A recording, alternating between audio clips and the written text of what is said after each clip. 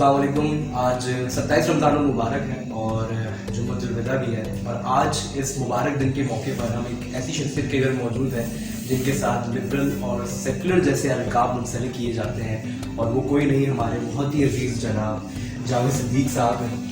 Sir अस्सलाम वालेकुम। वालेकुम अस्सलाम। सर, जैसा कि ये एक आम फहम में तस्वुर किया जाता है कि कोई लिबरल है और हमारे जितने भी मजहबी नुमाइंदे हैं, जब वो ये किसी इंडिविजुअल के बारे में या फिर किसी ग्रुप के बारे में, किसी हल्के के बारे में ये लफ्ज़ इस्तेमाल करते हैं, तो हमारे जहन में ये आता है कि ये वो इंडिविजुअल है, फिर वो ग्रुप है कि जिसका दीन से और दीन की रिवायत से कोई ताल्लुक़ नहीं है, वो उससे बिल्कुल बेबैन है।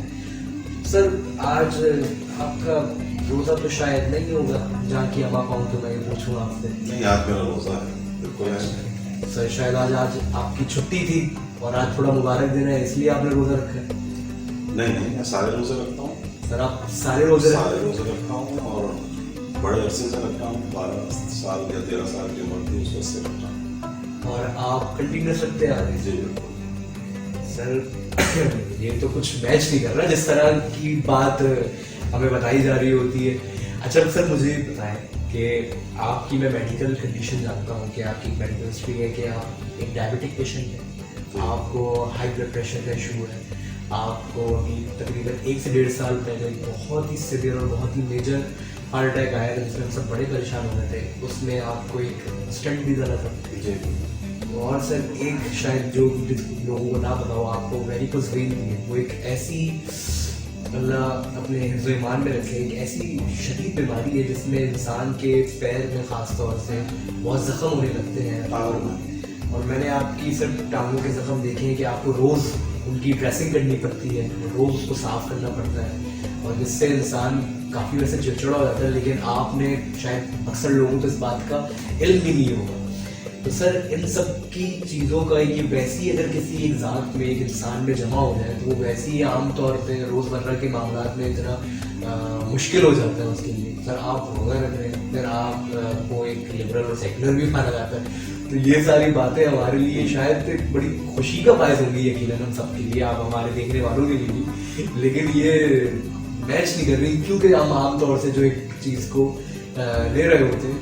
तो सर, आप थोड़ा सा बताएं आपका रोज़ा और रमज़ान का, ईद का कैसा एक्सपीरियंस होता है, ये जो हमारी मजहबी और हमारे मुल्क की एक सकाफत है, इसको आप क्या? मैं लिबरलिज्म और सेकुलरिज्म की बहस में अभी नहीं चाहता, और उसमें हम पहले भी बहुत ज़्यादा बातचीत कर चुके हैं। असल बात यह है कि मज़हब जो है ये मेरे नज़दीक एक पर्सनल मामला है। आपका जो भी मज़हब है, मेरा जो भी मज़हब है, हम दोनों एक दूसरे को जज नहीं कर सकते, और जज अगर कोई कर सकता है तो वो सिर्फ अल्लाह ताला की ज़ात है जो उसे जज कर सकती है। तो हमें इस चक्कर में नहीं पड़ना चाहिए। और जब आपने कह दिया कि मैं लिबरल हूँ, सेकुलर हूँ, तो इसका मतलब ये है कि मैं रिस्क लेने का आदी हूँ, जरा लिमिट्स को अपनी पुश करता हूँ। तो इसलिए रमज़ान जो है ये मेरे लिए एक बहुत ही खूबसूरत मजहबी सकाफत का हिस्सा है, और मैं इसको बहुत इंजॉय भी करता हूँ। और रमज़ान के 30 रोज़ों के बाद जो हमें फ़ौरन एक तोहफा मिलता है, ईद का दिन होता है। अब ईद का दिन मजहबी तौर लिहाज से कुछ भी हो, लेकिन हमारी जो फीलिंग्स होती हैं वही होती हैं कि पूरा ख़ानदान है, रिश्तेदार हैं, दोस्त हैं, सब खुश होते हैं। और इस खुशी के लिए हमें 30 दिनों की अगर थोड़ी सी मशक्क़त झेलनी पड़ती है तो उसमें कोई मुज़ायका नहीं। और अगर हम वो ना झेलें तो उन 3 दिनों को मैं ज़ाती तौर पर वैसे इंजॉय भी नहीं कर सकता जैसा आप इंजॉय कर रहे हो। सर, मैंने जब आपसे इस वीडियो से हट कर ये बात पूछी थी कि सर आपको वैसे रोज़ा रखने की ख़ास तरीन और सबसे ज़्यादा मज़ेदार वजह क्या है, तो आपने मुझे यही बताया था कि ईद तो मेरे लिए फिर मज़ेदार रहे ही नहीं अगर मैं रोज़े ना रखूँ। बिल्कुल, और मुझे बड़ा अजीब लगता है। अब ये इतनी मेरी उम्र हो गई है, लेकिन मुझे बड़ा अजीब लगता है कि एक आदमी ने रोज़े नहीं रखे, लेकिन वो ईद जो होता है वो बड़े शदूमत से मनाता है। उसके बाद रीजंस होंगे इस चीज़ के, लेकिन मैं अपने तौर पर ये समझता हूँ कि वो 30 दिन जो है, ये 30 दिन इसलिए मेरे लिए बहुत इंपॉर्टेंट होते हैं। और ये बचपन से लेकर, बचपन में तो बहुत सारी वजूहत थी रोज़ा रखने की, घरेलू माहौल था, लेकिन जैसे जैसे हम बड़े होते गए और हमारी जो है सोच जो है वो चेंज होती गई और उसमें एक इर्तका हुआ, तो उसमें मैं ये समझता हूँ कि ये मतलब मुझे कोई ऐसी वजह नज़र नहीं आती जिसमें मैं रोज़ा छोड़ सकूँ। बहुत खूबसूरत बात है सर। इसी बात के साथ कुछ अफ्तार का वक्त हुआ जा रहा है। जी बिल्कुल, आप चलें मेरे साथ। बहुत शुक्रिया। اللہ اکبر اللہ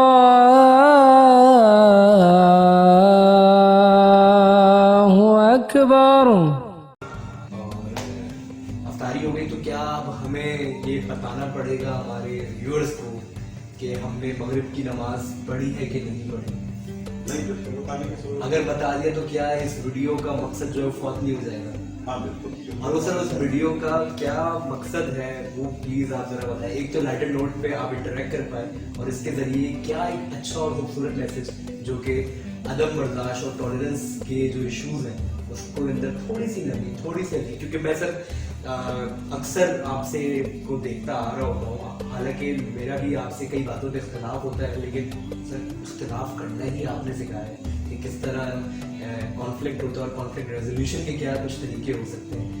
تو میں کچھ بچوں کو دیکھ رہا ہوتا ہوں کہ وہ اکثر کچھ آپ کی کسی بات پر اختلاف کے نام پر بہت ہی کچھ سخت الفاظ استعمال کر جاتے ہیں اور جج کر جاتے ہیں. تو سر بتائیں کہ یہ کیا چیز ہے کہ جس سے ہمیں تھوڑا سا اس کا خیال کرنا چاہیے.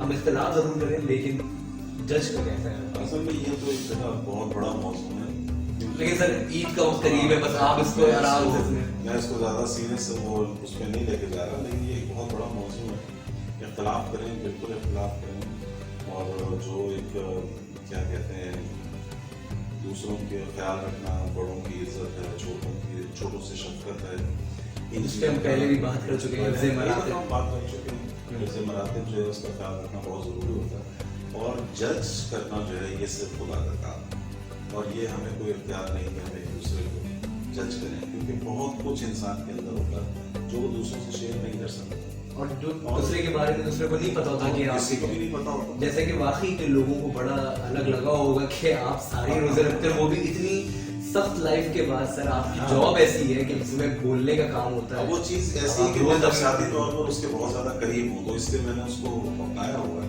تو اس لیے ہم جب دوسروں کو جب جج کر رہے ہوتے ہیں تو اس میں بھی ہمیں اس چیز کا خیال رکھنا چاہیے, اور اختلاف جو ہوتا ہے وہ صرف علمی نوعیت کا ہو سکتا ہے, اور اس میں جو باقی جتنے بھی اجزاء آ جاتے ہیں, غصہ آ جاتا ہے, انٹالرنس آ جاتی ہے, یہ ساری جو چیزیں ان سے ہمیں بچنا چاہیے. اور ہماری بحیثیت قوم یہی ہمارا ایک سب سے بڑا پرابلم ہے, اور یہی چیز ہمیں اپنے نوجوانوں کو سکھانی ہے کہ وہ اختلاف کرتے ہوئے ذرا حفظ مراتب کا تھوڑا خیال رکھیں.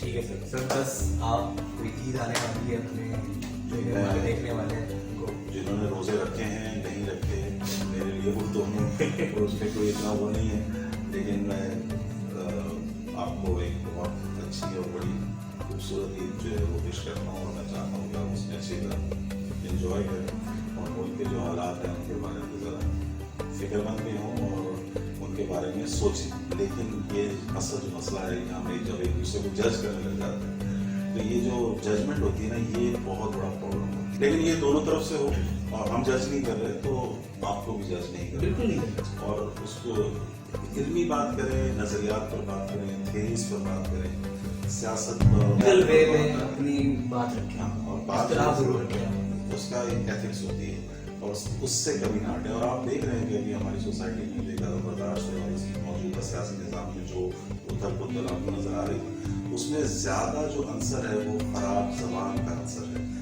الزام تراشی, یہ سب کچھ چل رہا ہے, اور اس سب چلنے کی وجہ سے وہ معاملہ اور زیادہ بگڑتا چلا جا رہا ہے. تو ہمیں ان چیزوں لوگ کسی جگہ کا بھی خیال نہیں کر رہے, کسی مقام کا خیال کر رہے, کسی چیز کا خیال نہیں کر رہے, کچھ نہیں کر رہے.